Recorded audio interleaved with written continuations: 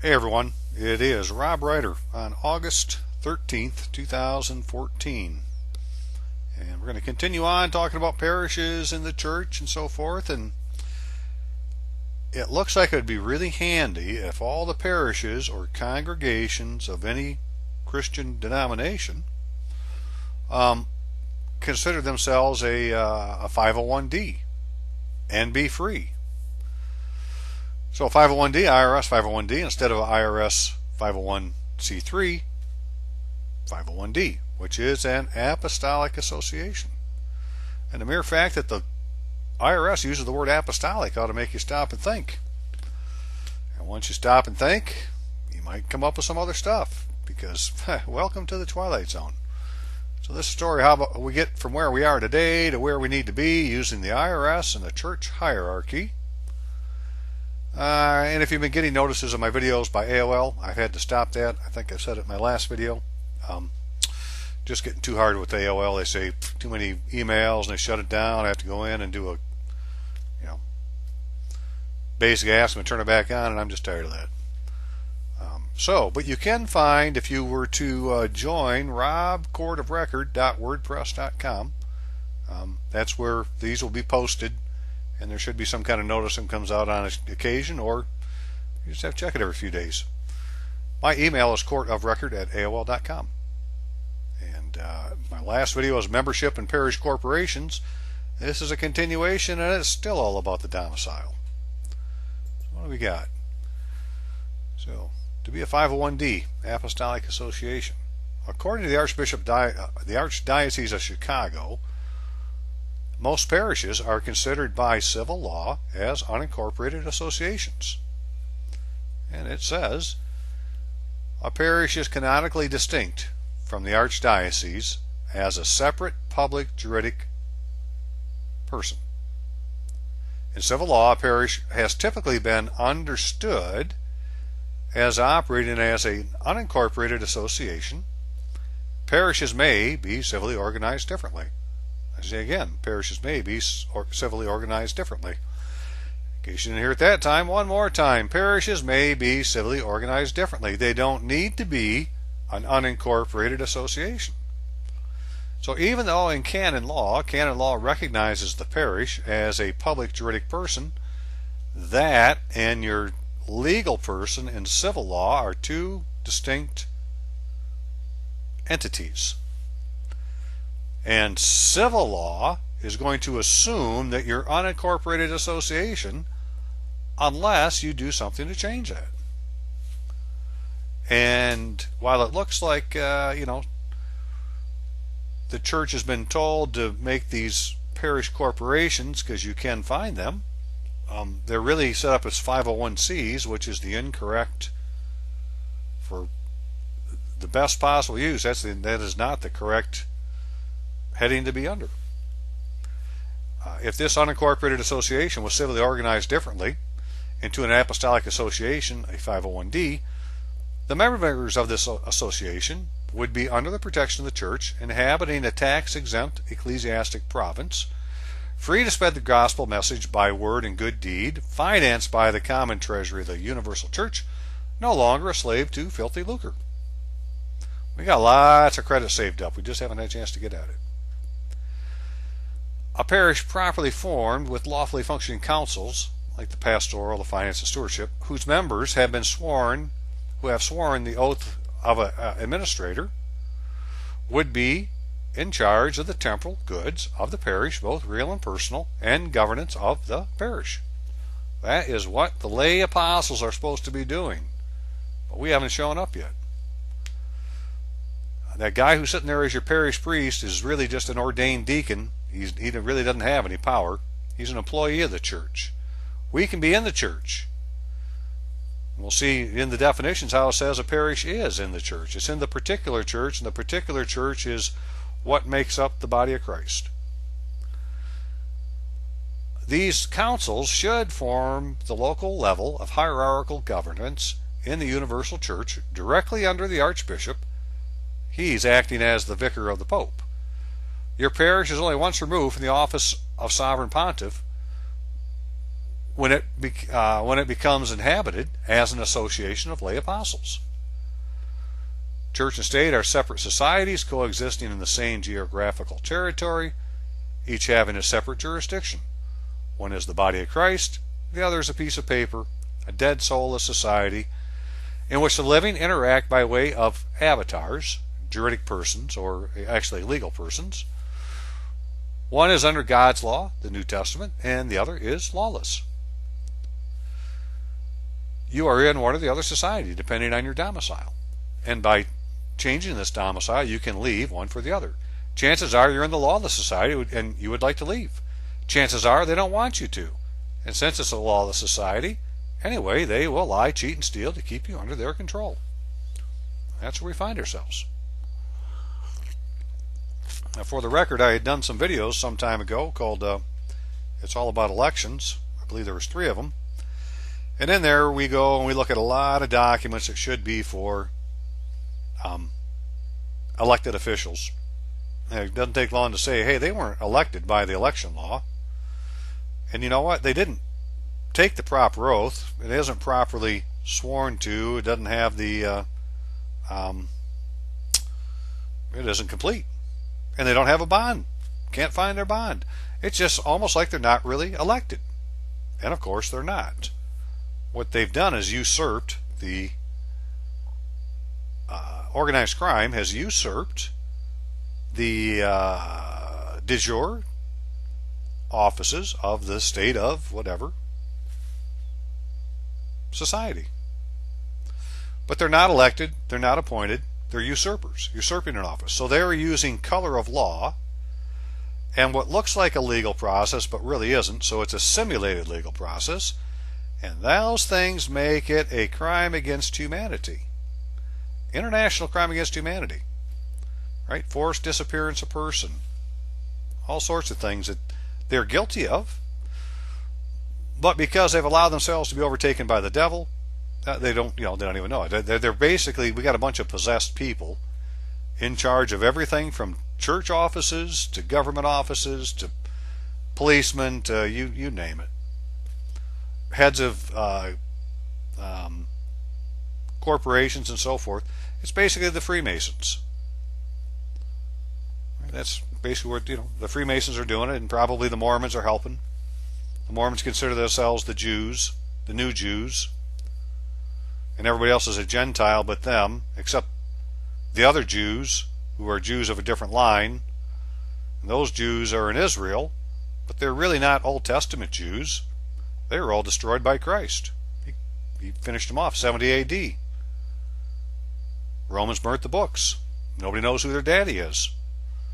They went into captivity for 1,000 years, whatever was left of them, and they ended up being released again. Ended up in northern Europe and hooked up with the Khazarians, and the Khazarians became the Jews that are now down in Israel, saying that's their property. They don't have any claim to it at all. And there you go. And then you got people who say they're Christians who backing them because they're the Jews. They're not the Jews. They're the Antichrist. Even if they were the Jews, they're the Antichrist. It says so in the New Testament. Apostle John. He'll define for you who the Antichrist is in the letters of John. Anyone who says Christ isn't God is the Antichrist. Well, I would believe that would be a Jew. So, so that's the kind of stuff we're dealing with. That's one side, and as a Christian, you would think you'd get some relief from the church, but that doesn't seem to work, and after a while you lose faith in the church. But really what you need to understand is it's a system that has been manipulated to work the way it is, but if we can click the switch, it's set up to help us. So, since in the civil side, the township, the county, the state, probably the federal, they don't seem to have the proper oaths and bonds. I ain't going to say the federal doesn't, but you got to find the right people. Such as a special agent of an inspector general. He might have taken the proper oath and still believe.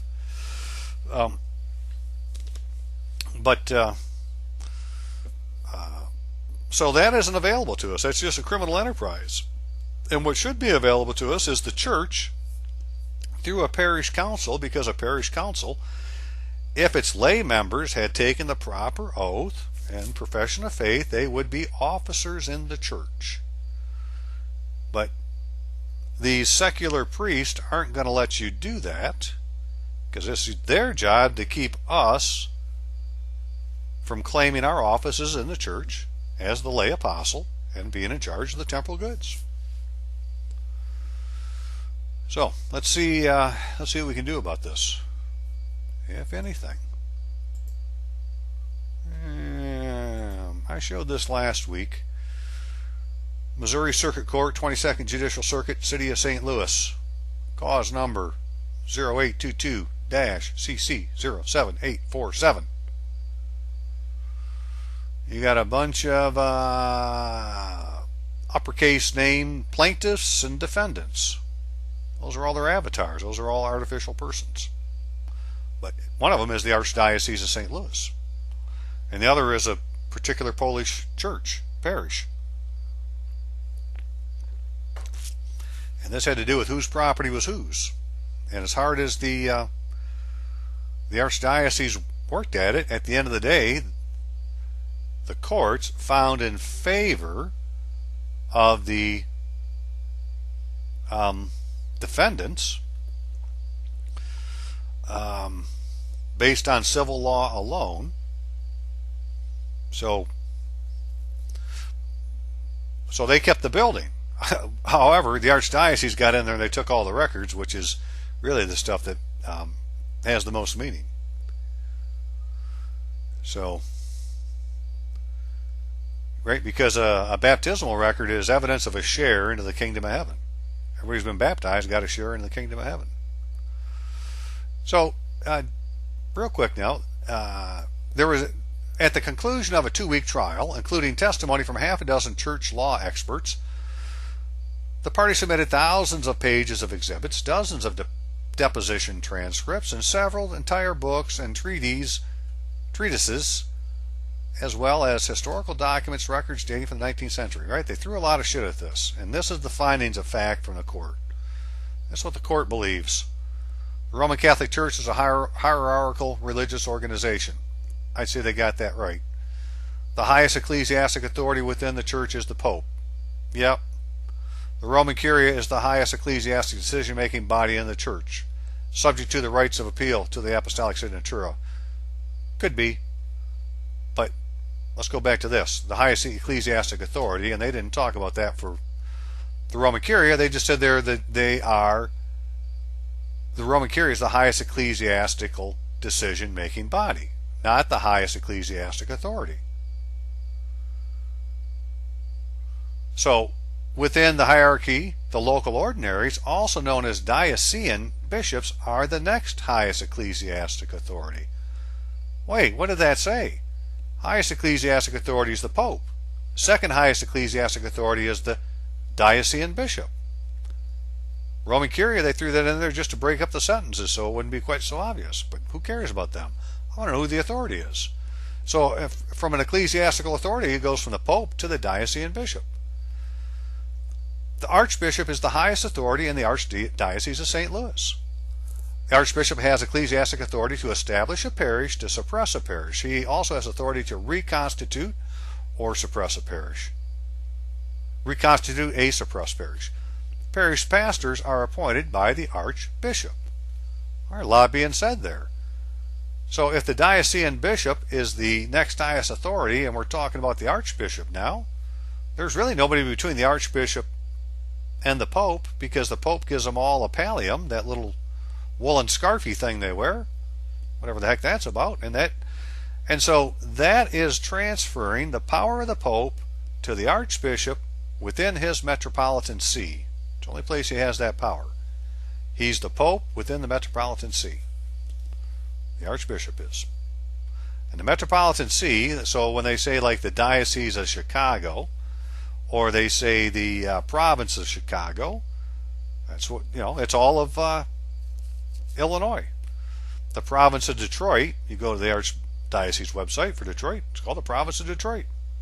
That's all of Michigan, right? It represents the same as the state. Now there are some that aren't the same, or they're actually like two states, like the Archdiocese of Santa Fe is New Mexico and Arizona both. All right, so they don't have to necessarily be the size of a state, but within that jurisdiction, the Archbishop is the highest ecclesiastic authority, and the only one higher than him is the Pope. Okay, so we had this parish was created in 1880 and operated in 1887. 1888, a deed from the Franciscans conveyed the real estate where the parish was located to the Archbishop in trust for the congregation of St. Stanislaus. Right, so this was a deed transferring the building. In 1891, they want to build a new church. And they had to borrow some money, so they decided to form a corporation to secure the loan. So this corporation was constituted to build a new building, the Temporal Goods. The 1891 members, the Corporation of St. Stanislaus Parish, formed a corporation under Missouri statutory law, the name Polish Roman Catholic Stanislaus Parish. The corporation was and remains today a religious, charitable, not-for-profit corporation. So you should be able to go on to Missouri's website and find, Secretary of State or wherever they have the corporations, find the Polish Roman Catholic St. Stanislaus Parish. Articles of incorporation. You should be able to go to this place's business address then, and when you get there, be able to look at their bylaws, be able to look at their documents to show their tax exempt status. Boom, boom, boom, boom, boom. Can you? I don't know. I found this interesting for people who have done a lot of paper into court. Look at how they're doing chapters 352, 355 of RSMO. They don't write out revised statutes of Missouri. Right? This may be the proper way to do that. Because a lot of things they do are just hidden by how they do. Although the corporation was named the Polish Roman Catholic St. Stanislaus Parish, it nevertheless was and remains a legal entity organized under Missouri civil law. Okay, so Polish Roman Catholic St. Stanislaus Parish has a civil personality, right? It's a civil entity. It isn't necessarily an ecclesiastic entity. It's a civil entity. That's why it was put into the state book. The congregational parish, which was created by the Franciscans and subject to control entirely by the Archbishop, within the hierarchy of the Roman Catholic Church, under church law, continued to have parallel existence with the corporation. So this is the people. That's the congregation, the congregational parish, which, created by the Franciscans, subject to control just by the Archbishop, has nothing to do with any other priest, even what they think is their parish priest. He's not a priest, he's an ordained deacon. All parishes are directly under the bishop, the Archbishop, and the Archbishop is the one who appoints their priest. If he didn't appoint the priest, if you're not appointed by the Archbishop, it's not a true parish. It is a quasi-parish. Looks like a parish, smells like a parish, but it isn't necessarily a parish. Okay, so it was, main thing there. I don't know that I want to read all this, because that was the main thing to show that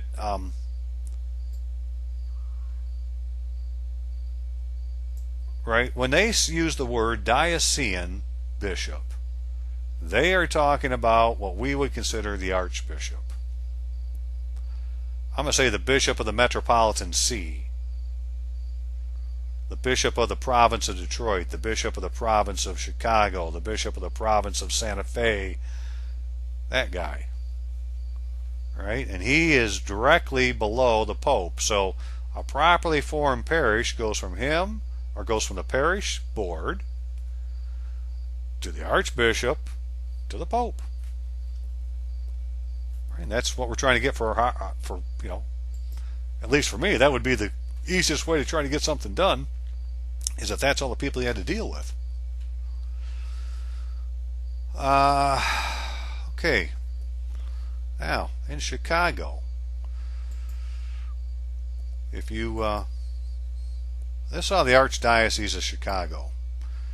And so if you put Book 1, General Norms, Archdiocese of Chicago, maybe it'll take you to the website where all these books are, because there's 4 or 5 books. And this is just one little PDF section out of it. But it's the section that covers the bylaws of the Catholic Bishop of Chicago, a corporate soul. All right? The Catholic Bishop of Chicago is a civil law entity. Or is it the Catholic Bishop of Chicago, comma, a corporation soul is a civil law entity? What's the legal title? I say it's Catholic Bishop of Chicago, a corporate soul is the correct one, but we'll have them tell us. Right, so you want to know how you can tell is if you were to go to this book, and we'll be looking at one shortly, at least a couple of pages. It's called the Official Catholic Directory, and you went to the page for Archdiocese of Chicago. On the very first page, it ought to tell you what the legal title is for that entity. All right, and so what these bylaws did is they created this guy called a corporate soul. But let's see what the Archdiocese thinks of itself in canon law, because the Archdiocese in canon law, a diocese, right, the Archdiocese, is a particular church in which and from which, let's see if I make this just a little bit smaller and get it on there.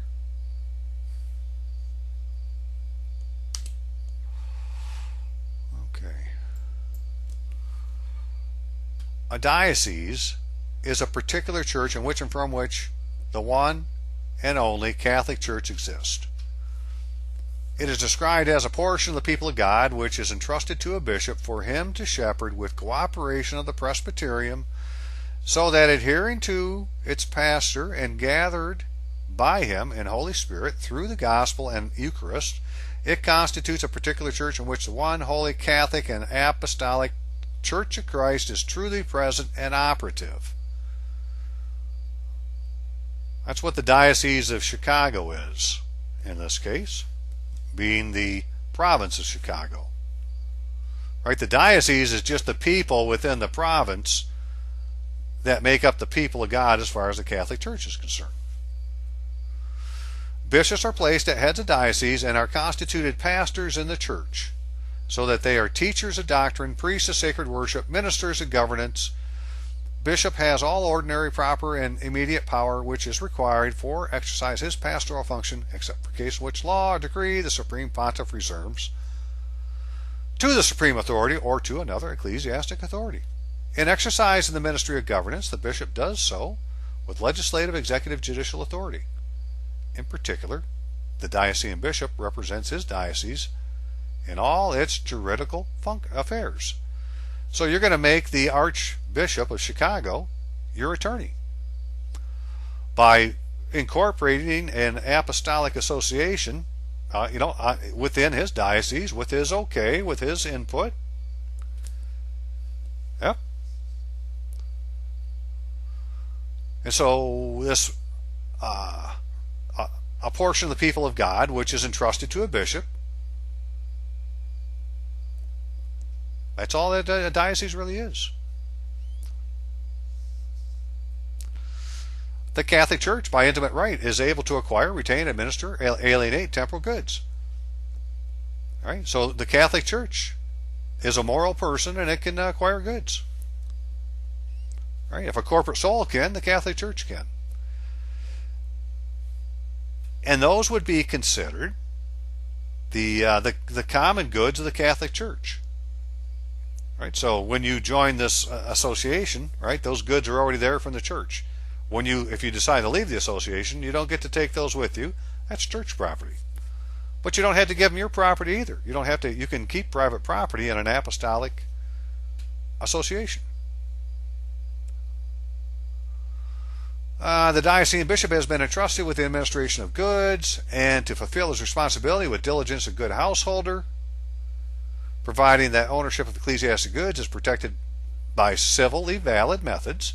The church generally follows civil law, civil laws to which the laws of the church yields are to be observed in canon law, with the same effects insofar as they are not contrary to divine law unless canon law provides otherwise. Well, so the Catholic Church, by intimate right, able to acquire, in pursuit of its purposes, including divine worship and care of decent support of the clergy and other ministers. Well, we're going to be the other ministers. We're going to be the lay apostles of an apostolic association who, because we've chosen that, basically the church takes care of all your bills. And you go out and spread the word and make it a better world.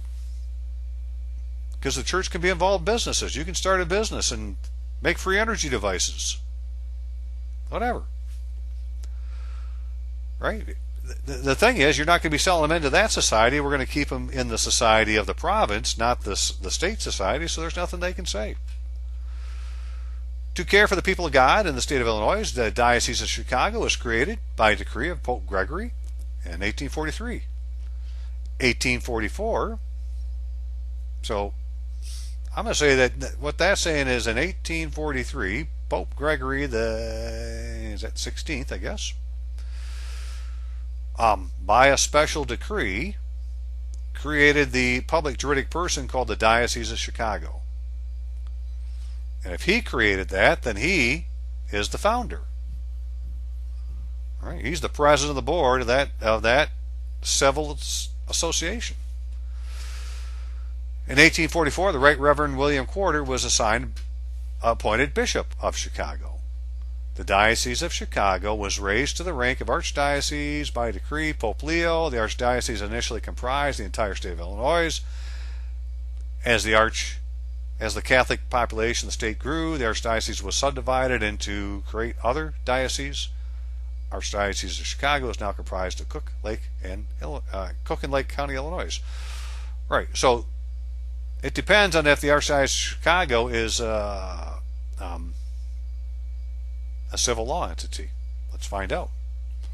The Catholic Bishop of Chicago in civil law. In February 24th, 1845, the Illinois legislature approved an act providing in relevant part that in view of the question raised about legal authority of the Bishop of Chicago to receive and hold property in his capacity as bishop, it went on to say that all gifts, grants, and so forth, any manner conveyed into any persons by name, style, or title of the Roman Catholic Bishop of Chicago or the Catholic Bishop of Chicago and his successors, or to any other person upon trust, blah, blah, blah, blah, blah, shall be construed to grant the said Catholic Bishop of Chicago as successors right to hold. Okay? So they created this guy called the Catholic Bishop of Chicago. And then in 1861, they added something to it. That the present Catholic Bishop of Chicago, that civil entity, his successors in office, being hereby created a body politic and a corporate soul under the name and style Catholic Bishop of Chicago. Not only is the Catholic Bishop of Chicago a corporate soul, so we got to remember, we got to call this guy the Catholic Bishop of Chicago. Don't call him the Archbishop of Chicago. He's the Catholic Bishop of Chicago. And then there's a corporate soul called the Catholic Bishop of Chicago, comma, a corporate soul. That corporate soul is also a body politic. That's the same as being a king. All right, so the Catholic Bishop of Chicago is both a body politic and a corporate soul. Therefore, he has the same status as a sovereign.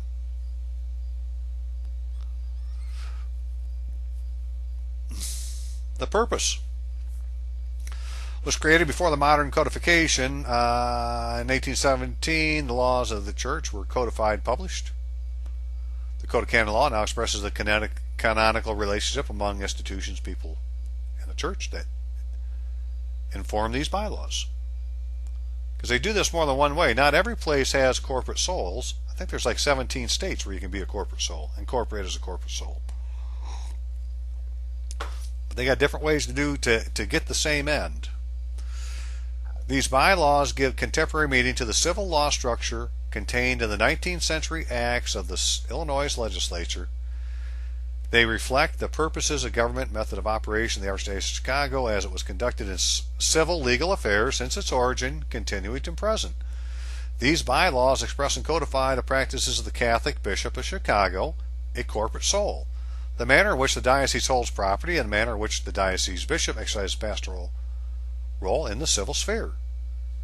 Right? So they got the church side that has nothing to do with the civil side, and they got the civil side that has to do with all the temporal goods, and those are handled by the Catholic Bishop of Chicago, comma, a corporate soul. Throughout these bylaws are referenced the canon provisions for dividing the government, so forth and so on. So the Archbishop of Chicago, sometimes referred to as Archbishop, is a diocesan bishop entrusted with the pastoral care of the Archdiocese of Chicago by the Supreme Pontiff of the Roman Catholic Church and authorized as successor of the apostles to teach, govern, sanctify. The Archbishop of Chicago is not a civil law title. So if you're going to civil law to get something from the church, you can't call him the Archbishop of Chicago. You have to call him the Catholic Bishop of Chicago. The Archdiocese of Chicago. The Archdiocese of Chicago is an ecclesiastic entity defined by canon law as described in the preamble of this section. The Archdiocese of Chicago is not a civil law entity. So if you've gone to the church before, to the Archdiocese, the Archbishop, things like that, and they said we can't get involved in civil matters, well, again, that's a half-truth. They can't because that's the church side. But the dude called the Catholic Bishop of Chicago, as the corporate soul, is supposed to represent the diocese in all legal matters. And if you're in the Catholic Church, you're in the diocese. It don't seem to work that way, but that's how it should work. Because we're not in the Catholic Church. Because they haven't done certain things with our records. There's errors and omissions. Right? Things we've already talked about. In these bylaws, the civil law entity called the Catholic Bishop of Chicago is referred to hereinafter as the corporation soul. The corporation soul is distinct from the ecclesiastic archdiocese of Chicago. The duly appointed Archbishop of Chicago or his successor is constituted in civil law as the Catholic Bishop of Chicago, a corporation soul. I think that's how you have to address a letter to them, as the corporation, the Catholic Bishop of Chicago, corporation soul. So you should be able to find that online. That should be on the Secretary of State's website. It's a civil law entity. And with that, find their articles of incorporation. And with that, figure out where to go, where the business office is, to go look at the bylaws.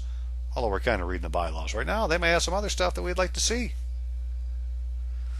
And proof of their exemptions and so forth. Civilly affiliated organizations. In these bylaws, a civilly affiliated organization is a not-for-profit corporation or other civil law entity with respect to which the Archbishop of Chicago may serve as corporate member or exercise some appointive power, or that may otherwise be related to the Archdiocese of Chicago by historical ties. A civilly affiliated organization is not part of the corporate soul, but may receive services from the corporate soul as described in another section. So these are civilly affiliated organizations, not ecclesiastically affiliated organizations. And some can be by historical ties. And I think what that boils down to is, back in the day, a pastor, a rector, let's say, that was an office in the church. Pastor, parish pastor was an office in the church. They're not offices in the church anymore. They're just employees. Somewhere along the line, and probably something to do with Vatican II, we went from the de jure to the de facto, just like the states had done. Again, the states, nobody's holding office, right? They're just playing like they are. Well, the guy calling himself a parish priest at your church is more than likely not ordained into the fullness of the priesthood. In other words, he's an ordained deacon. He's not a priest. A bishop is an ordained priest. To be a bishop, you had to be an ordained priest.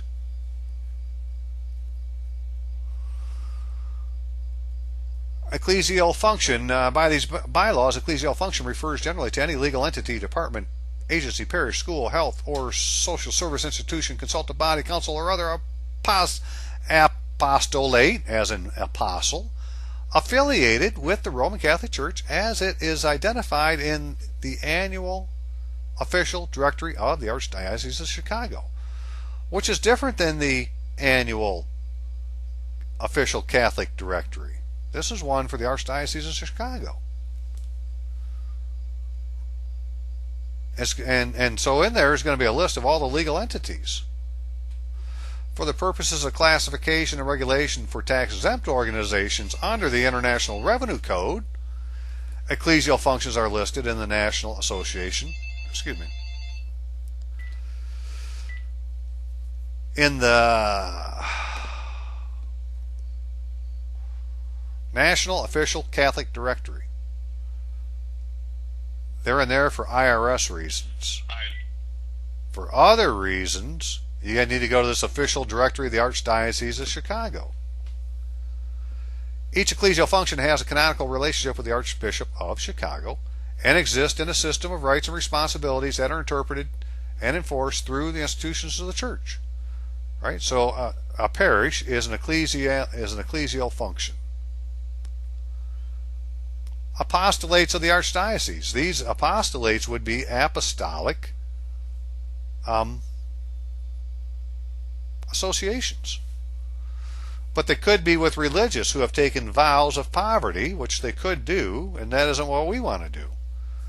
Apostolates that are not separately incorporated under civil law. Such an apostolate typically operates as part of the civil law corporation sole. Examples might include Chicago Airport Catholic chaplaincy or liturgy training publications. However, a particular apostolate may be legally distinct from the corporate sole for civil law purposes based on the principles of civil law.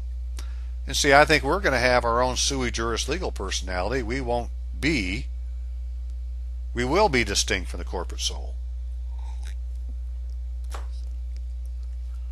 And the parish will be, well, we'll get to that in a second. So what is a parish? A parish is a canonically distinct from the Archdiocese as a separate public juridic person. In civil law, a parish has typically been understood as operating as an unincorporated association. Parishes may be civilly organized differently. Parishes are further described lower on. So it's distinct from the Archdiocese. It is its own separate public juridic person, just like the Bishop of Chicago, a corporate sole. Right? That they can be juridic, like the parish is. Well, let's see how we're going to say this. It's public because, I guess, how it was structured. And it has more than one person involved, right? Because it takes a group to make a parish. So instead of having one person who can make the decisions, like a sovereign, you have a committee that needs to make a decision, like a grand jury. And that's what your parish should be. Your parish, in a community, self-governing community, your parish would be the court. And whenever they had a monthly meeting, as a member of the parish, you would go to these meetings, and if you had new business to bring up, right, you'd bring it up in the meeting and so forth. And if you had a legal issue with somebody, you would take it to them and have them review it to see if you had anything to, if you were correct. If you were correct, then they would, act like a jury, grand jury, and hand down an indictment. Give it to the priest and have him go issue a warrant using the civil authority, but they could do that if they were properly constituted. And right now they're not, because the laity on these boards haven't taken an oath. If you haven't taken an oath, you can't hold an office. Pretty simple. So they're seen as unincorporated.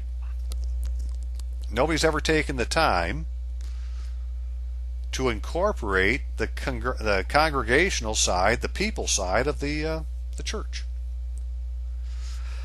Religious orders, apostolates, or of other canonically recognized entities. Religious orders of pontifical right and some canonical entities are not part of the civil corporation sole. They may be separately incorporated under the laws of Illinois as a parish or other states. Their activities are not managed or operated by the archdiocese or the diocesan curia, but they remain subject to the apostolic governance of the archbishop in matters of faith and in certain aspects of ecclesiastic discipline. An activity of such a canonical entity within the archdiocese may be separately incorporated under civil law, such as typical schools, hospitals, other social service programs, or it may be unincorporated in civil law. Like a parish right now, we need to incorporate in civil law. In either case, such an apostolate is not part of the corporate sole, is not a civilly affiliated organization, but may receive services from the corporate sole as described in 203.5. What can these guys do for us? Without going through this whole thing, we need to move on. What can they do for us? 203.5. Here's something interesting. There are some exemptions consistent with 1845-1861 acts of Illinois legislature. A civil law title to the real property of the archdiocese parishes has been and is held by the corporate sole in trust for the benefit of each respective parish. There are some exceptions to this form of tenure described in 2003-44. When you get down there is no 2003-44. But what the corporate sole is doing right now, as far as a parish is concerned, because the parish isn't properly formed, is it's holding parish property in trust, like an endowment fund. Things just stuffed full of money, like the CAFR accounts, stuffed full of money, waiting to be used, put to good use. And it can't be done because no one can go there and tell them to pay the bills. Right? You're not a voting member. There's nothing you can do unless you're a voting member of a properly constituted council. And that could be done with the Bishop of Chicago or the Archbishop, depending on what the proper words are. So right now, if somebody's on if somebody was a pastoral council member and they hadn't taken an oath and they actually thought they were holding an office, they're usurping an office because they haven't taken an oath. You're usurping an ecclesiastic office. And for that reason, you need to get a hold of the Archbishop and have the ceremony done so everybody is taking their oath. Okay. Legal title to parish real property. As trustee, the corporate sole is vested with legal title to real property interest of parish within the archdiocese, and to all rents, incomes, or profits therefrom, and to all additions and accumulations thereto. All the money ever made by the parish and anything that's ever done with its temporal goods are put back in this account, and it's got to be brimming with gold to be used within the community, to pay the bills of the members, to pay the medical bills of the members, to pay for the food of the members, just like the old church. Legal title to parish personal property. As trustee, first of all, who made him the trustee? Let's see the original agreement that made this corporate sole the trustee of the parish's property. But he is vested with legal title to certain personal property of parishes within the Archdiocese of Chicago, including certain financial assets comprising parish endowment funds, parish educational endowment funds, other capital, restricted funds, the stuff you would find listed on a financial statement. But they do have inventories, real and personal property, interest held in trust, right? Should be something you can go look at. That has to be part of the business records of the entity. Change in parish status. Archbishop of Chicago, subject to requirements of canon law, create, merge, consolidate, suppress a parish. He's the only one that can do it. Parishes are directly under the Archbishop. Services to parishes and other ecclesial functions. What can they do for us? Financial management service, including centralized financing depository and investment services. That would be the Vatican Bank. Trustee services. Well, they're already doing that. Insurance and risk management services. They can provide all the insurance to the members of the Apostolic Association, commonly called a parish. Purchasing services. They can pay for the food. Real estate management services, including construction management and support. Accounting and legal services. Personal management service to support include parish employee benefit programs. Right, so there's two items about being a apostolic association. I think people would probably say, well, how are you going to get by this? One of them is you have to have a common treasury. The other one is it has to be a communal type of living. Well, you can see here's the common treasury. They just talked about it. Financial management, including centralized finance depository. There you go. There's your central treasury. The communal part is because by baptism you were made a priest, prophet, and king within the body of Christ. Well, as a priest in a parish, that makes you a parish priest. And the parish has a building called a rectory, which is the parish priest free housing. And if you were to use that address for that building in a particular way, instead of the address you have for the house you're living in, like to go get a driver's license, right? What they're asking for in the driver's license isn't your mailing address, they want your residence. And if you put the residence of the church, that's a tax-free residence. If you put the residence being your house, that's in a district that's taxed by everything. And this is how you choose your domicile. So you choose the domicile of the church. The church gives you the paperwork you need to take to the Secretary of State or the DMV office to give you the evidence you need to change your residence, because that's one of the things you have to do to change residency is give them some evidence. And they want you to bring in your power bill or something like that that you're already using your house address, and we don't want to do that. No, you're going to run your business. We're talking about on your driver's license, it's your all capital letter name. That's your legal entity. We're going to register that with the Apostolic Association. More on that as we go, right? But that's kind of how it works. So what's the difference between a public and a private juridic person? So what do we have here? What are the characteristics? A private juridic person, there are two types, private and public. A private operates in his own name and is not in the name of the Catholic Church. His temporal goods has temporal goods that are not ecclesiastic goods and is governed primarily by its own statutes rather than by universal canon law of the church, which applies only to in specific instances. They're talking about you. Your private juridic person, in my case, is Robert Allen Rytlewski. That's my private juridic person. That's mine. I want to operate my own name. If I was to go to court today into the civil society and I looked at the docket sheet or I went and checked my case afterwards or whatever, it wouldn't be Robert Allen Rytlewski. It would be Rytlewski, Robert Allen, because they will not sue you in your name. That's in the state. But you should be operating in your name. And we're not. And that had to do with trying to claim the domicile and claim the name and all that. It's all about the same thing. Trying to claim the domicile, the right jurisdiction to be in to get the most benefit.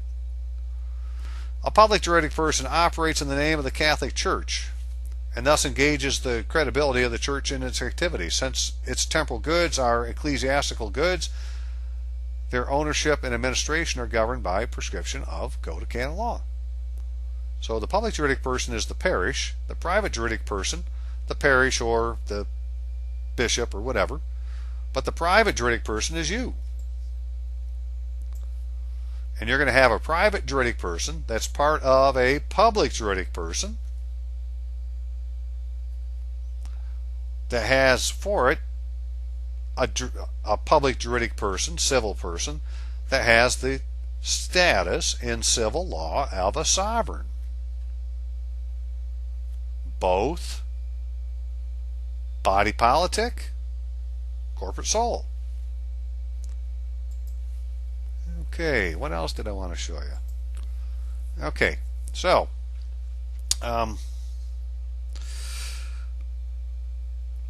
some months ago when I was reading stuff about the church, it had said that the Catholic Church and other hierarchical churches had their own special code or section or whatever of the IRS. And I didn't think much more of it at the time, but now I'm looking at this stuff and finding out that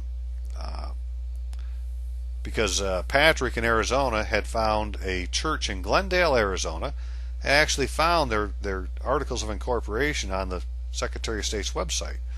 And as it turns out, Bobby from Phoenix is down the road from this place in Arizona. So Bobby got a copy of the articles of incorporation, and they were incorporated as a 501c. And as a 501c, there's a bunch of things that they're supposed to have available at the business office. And so now we have this articles of incorporation, and it's telling us where the business office is and who to talk to. So Bobby calls and talks to him and says, hey, I'd like to come down to the business office and look at your bylaws and the evidence of your status, tax-free status, so forth and so on. And he's talking to a parish priest or somebody who says he's a priest. They said, guy said, well, that ain't going to happen. He said, well, you have to. That's what the IRS says. We ain't going to show you that stuff. We don't have to. And this is a corporation that has 3 directors, and it should have at least 5. Right? So this is a color of law criminal activity corporation. Because when you read this corporation, it's supposed to be for the parish. And when you read it, it says it doesn't have any members. There won't be any members. And if you've read about parish corporations, there has to be at least 2 lay trustees that can be voted in or out every year. They have an election. I think they run for 2 years or something like that. But they have an election every January for the lay trustees. This one didn't have any lay trustees. It only had 3 directors. It's on the video I did before this. So Bob said, well, then, I'm going to have to call the archdiocese. And the guy said, well, you're going to have to do what you're going to have to do. And he said, well, then I'm going to have to call the IRS. And, the guy didn't have an answer for him. He just wasn't going to show him the paperwork.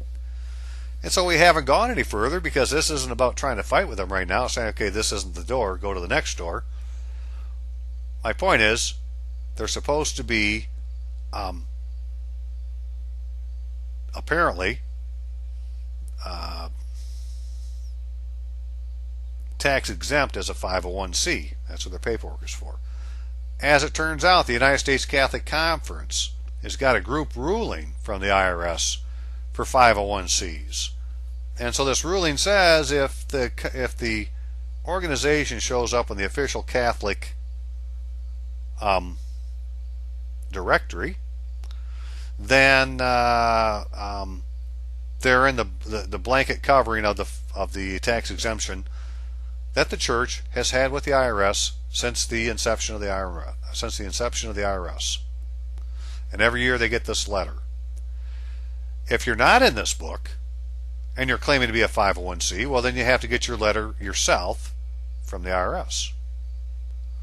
So this is a really good book to get, this thing we're going to be looking at. And so it's called the this will blow your mind, right? Let's go. This is the Diocese of Yakima. I think it's out in Washington. That is out in Washington State.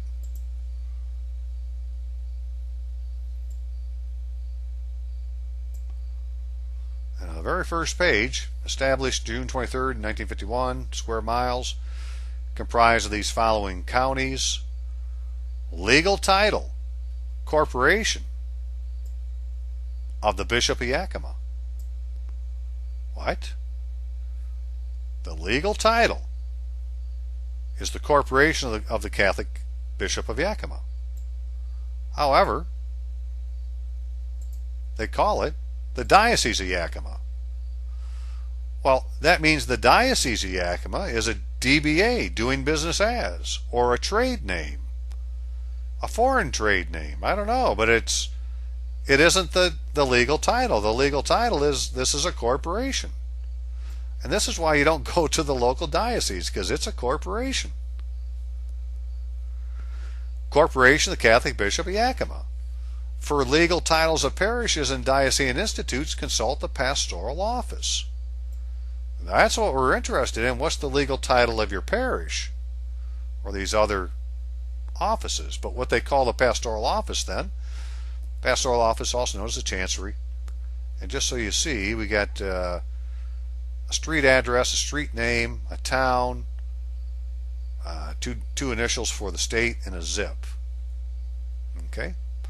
But the Diocese of Yakima is a doing business as for a corporation.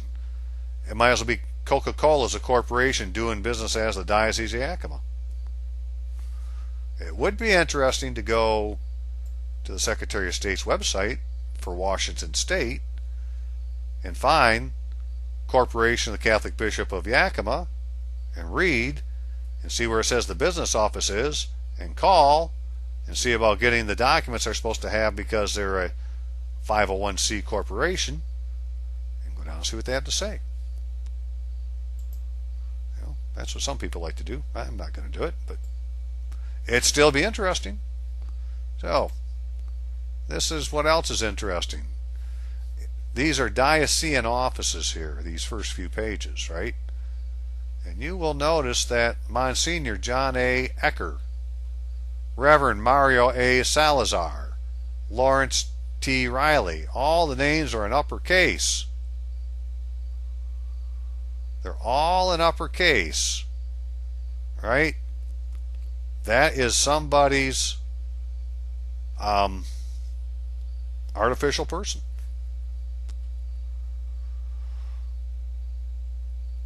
So these are artificial persons in the civil society, and you can tell it's a civil society. Now, this is my take on this.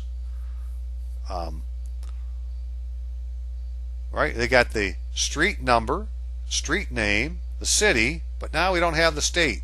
And they got now they're using a +4 zip code. It's like it's a different jurisdiction. That's a different jurisdiction than this is. Yakima, Washington, 98908. These down here are find me an address. Clendon Drive, Yakima, 98908, but there's no Washington. They don't use it. Right? So that's the official address for that place right there. If you want to get a hold of any of these places in their official capacity, you would have to use this address. All right, you want to get a hold of Vicar General, you got to put Reverend Monsignor John A. Ecker in all caps, 5301-A, Teton Drive, Yakima, 98908-3493. That's how you get a hold of him. That's where he's located. That's who he is. Now we go to clergies and parishes and missions, and this looks a little bit different. Here, everybody's name is in proper case. Reverend Monsignor John A. Ecker, right? John A. Ecker up above was all caps. Resident address, 15 South 12th Avenue. No city, no state, just a zip. Right? I think that these are province addresses. Right? These are in the ecclesiastic province.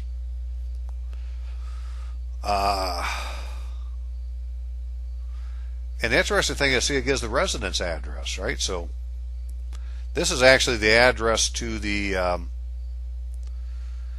to get to the parish office in the provincial level would be that residence address.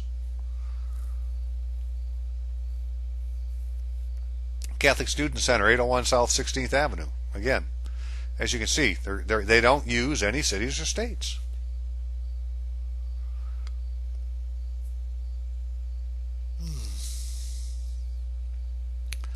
I haven't seen any +4s yet, right? They're all just normal zip codes. Holy Redeemer, Hispanic, Francisco Gutierrez, Deacon Dwayne Berger. The residence address is 1607 Landon Avenue. And the church address is 1707 South 3rd Street. Right? But the parish, the residence address is where the parish, that should be the rectory, and the rectory is where the parish offices are. Not inside the church, they're in the rectory. At least the business offices that we're looking for, because you can't do business inside the church. Christ kick your ass out. All right, so here's another one. Outside, this is a different city, church. St. Francis Xavier Cabrini. This is interesting. Now, here, these are all uppercase. Bridgeport, Douglas County, St. Anne's. Why are these proper case, like St. Joseph Parish, and why is this stuff down here upper lowercase, right? There's something about that we've, at least myself, I've known for a long time has to be there. It has to have something to do with the addressing. I know it has something to do with domicile, but this is a whole other level of stuff. But the big thing is, again, that the what you think of as your diocese is actually a civil law entity, not an ecclesiastic entity. Now, let's look at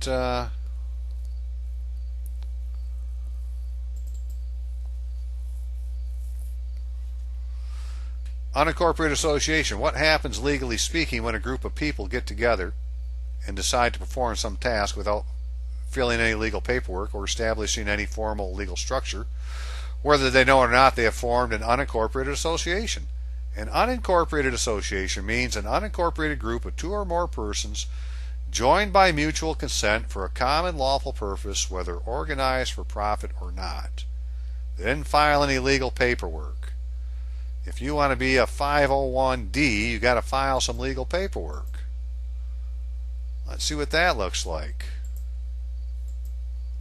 Where's that 501d stuff at?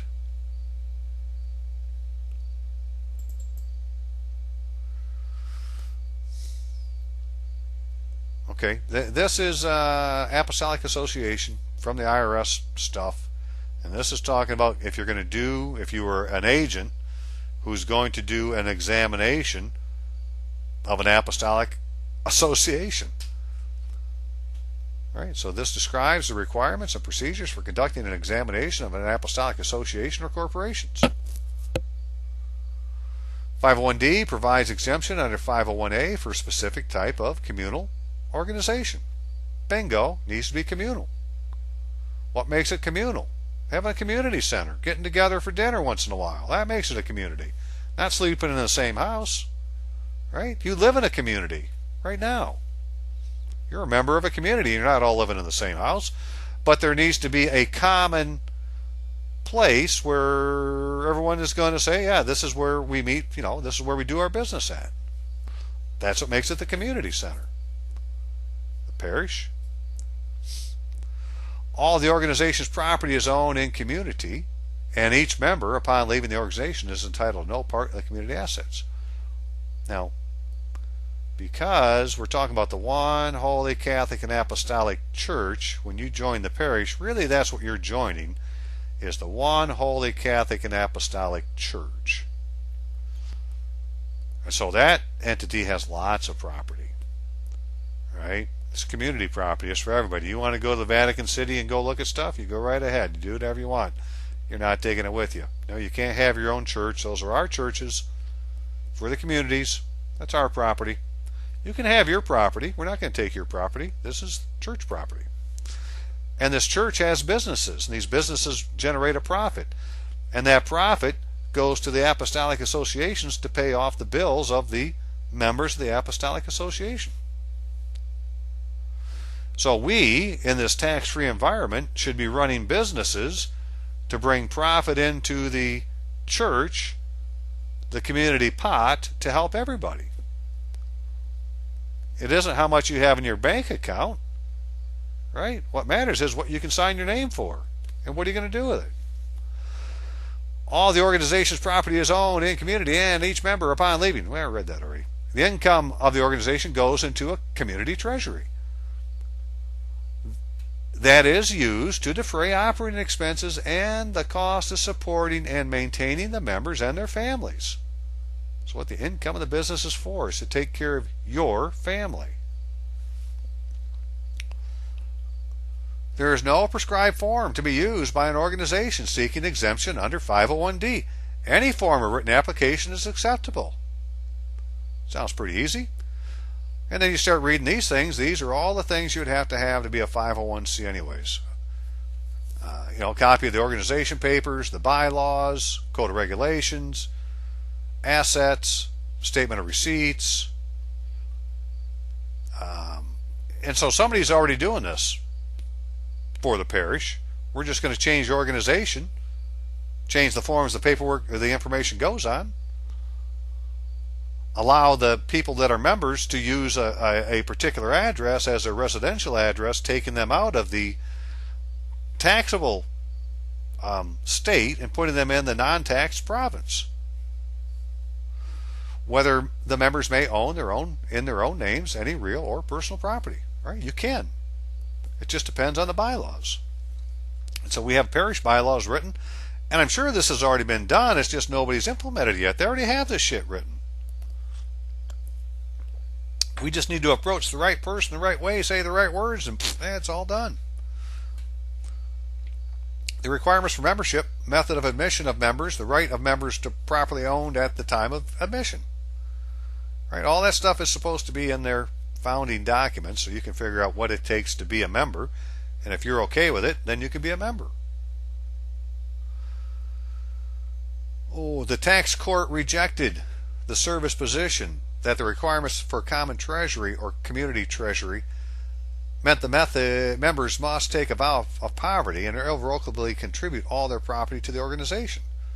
No, and this is the tax court that said this. The tax court said, no, they don't have to do that. Apostolic organizations are not required to fit classical mode of religious organizations such as monasteries or convents.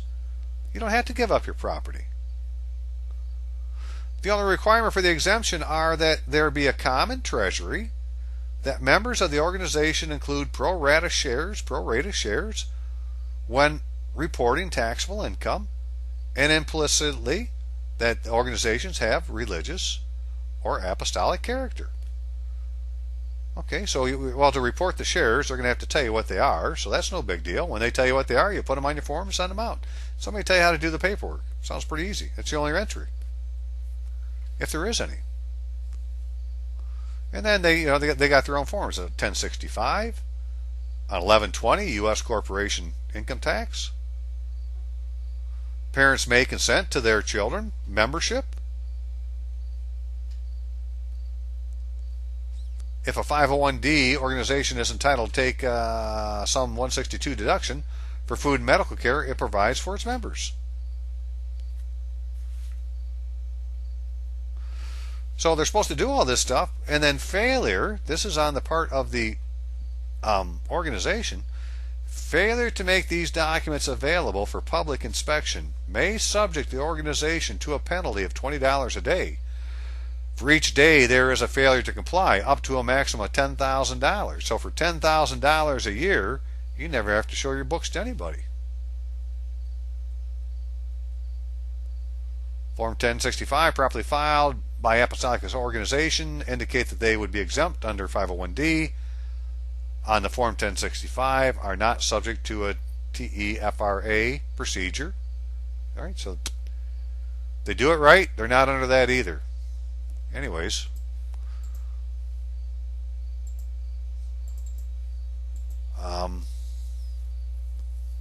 what else was there? So.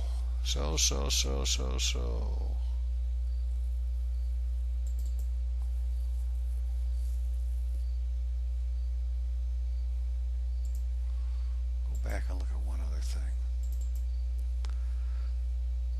Apostolicity is a mark by which the church of today is recognized and identified as identical with the church found by Jesus Christ upon the apostles. You find the word apostle in something, you want to be part of it. Apostolic. It's of great importance because it is the surest indication of the true Church of Christ, the one Holy Catholic and Apostolic Church. It's the most easily examined. Virtual contents, yeah, if you join an apostolic association, you're an apostle. Either the word Christian or apostolic might be used to express the identity between the church today and the primitive church. The term apostolic is preferred because it indicates a correlation between Christ and the apostles, showing the relationship of the church both to Christ the founder and the apostles upon which he is founded. And we are the lay apostles. Apostle is one sent by authority of Jesus Christ to continue his mission upon the earth, especially a member of the original band of teachers known as the 12 Apostles. Therefore, the church is called apostolic because it was founded by Jesus Christ upon the apostles. Apostolicity of doctrine and mission is necessary. Apostolicity of doctrine requires that the deposit of faith committed to the apostles shall remain unchanged. Since the church is infallible in its teaching, it follows that the Church of Christ still exists. It must be teaching his doctrine. Hence, apostolicity of mission is guarantee of apostolicity of doctrine. Whatever that means. Wherefore? This is St. Irenaeus talking to some other clerics. Wherefore we must obey the priest of the church, who have succession from the apostles, as we have shown, who, together with succession in the episcopate, have received the mark of truth according to the will of the Father. All others, however, are to be suspected. You need to be in the apostolic association. That is the priest who has succession from the apostles. Right? As we have shown, who together with succession in the episcopate have received a certain mark. You got bishops and apostles. So the bishops aren't the apostles are the apostles. Who are the apostles? They're the lay apostles that haven't taken their office in the church. That'd be us. Explain the concept of apostolicity then. Special attention must be given to the mission, succession. Apostolicity of mission means that the church is one moral body possessing the mission entrusted by Jesus Christ to the apostles, transmitted through them and their lawful successors in an unbroken chain to the present representatives of Christ, representatives, plural, of Christ upon earth, the Antichrist, the other Christ. Many more that come after me do greater things than me, blah, blah, blah. That's what he's talking about, the other Christ. Christ is an office of priest, prophet, and king. All anointments together make a Christ. This authoritative transmission of power in the church constitutes apostolic succession. The apostolic succession must be both material and formal. The material consisting of actual succession of the church through a series of persons from the apostolate age to present. The formal adding the element of authority in the transmission of power. Yada, yada, yada. Anyways, good to read. The mission of the apostles, like the mission of Christ, is a divine mission. Divine. They are the apostles or ambassadors of the eternal Father. All power is given to me in heaven and on earth. Going therefore teach ye all nations, teaching them to observe all things whatsoever I have commanded you. And behold, I am with you all days, even to the consummation of the world. And he may give you a command today. He ain't done telling you what to do. So you need to do whatever God tells you to do, and do it as an apostle. It'd just be nice to have the status first. The divine mission is always to continue the same, hence it must be transmitted with this divine character until the end of time, i.e. there must be an unbroken lawful succession within the apostolicity. The apostles understood their mission in the sense of St. Paul. Divinely established mission, how shall they preach unless they be sent?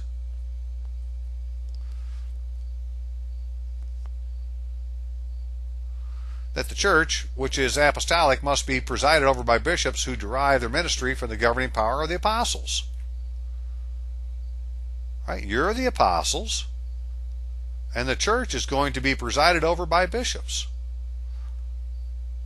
And the bishops derive their ministry and their governing power from the apostles. You're the apostle.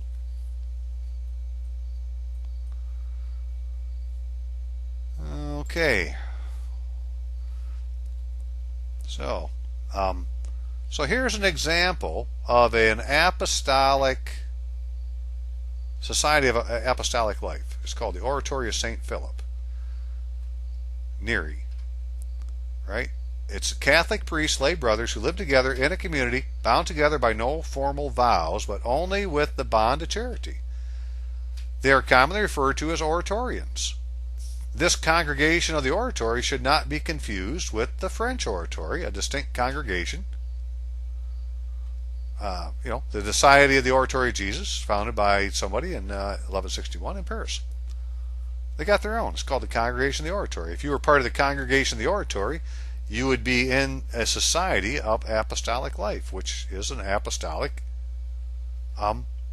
association. This one was founded in Rome in 1575. Unlike religious institutes,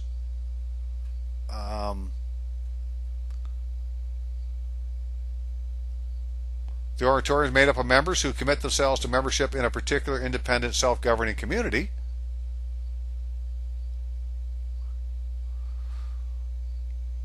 An oratory, usually named by the place in which it is located, Birmingham Oratory, Oxford Oratory, Brooklyn Oratory. Oratory is another name for a cathedral, but this must be a special kind of cathedral because they call them oratories. Without actually taking vows. An unusual and innovative arrangement created by St. Philip. Normally an oratory must have a minimum of 4 members, 2 being ordained in order to be founded. If a group of men seeks to establish an oratory, they may apply to do so, going through the proper diocesan channels, the Archbishop.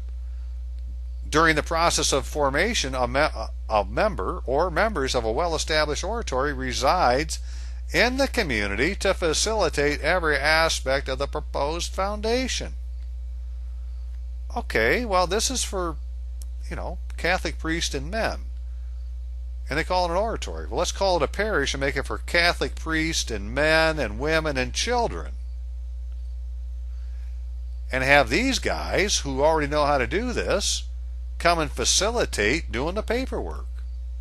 Because we're just going to change who can be members.